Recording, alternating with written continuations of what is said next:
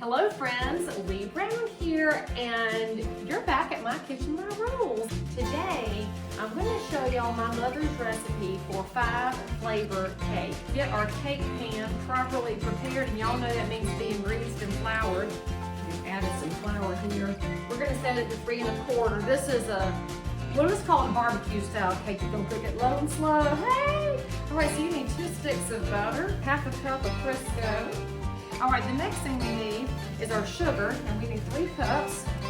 So we're going to put our mixer on a nice low speed here just to mix up the sugar and the butter until it's cream. The next thing we need is 5 eggs.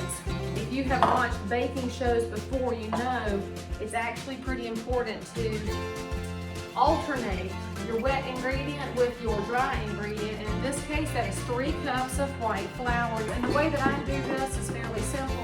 We're just going to do a cup, and then we're going to do some of the egg. You add 1/2 teaspoon of baking powder so it will rise.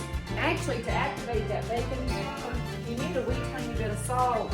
And we're going to add 1 cup of milk. So we're going to start with some vanilla extract. I'm going to use some almond extract. We've got some lemon extract.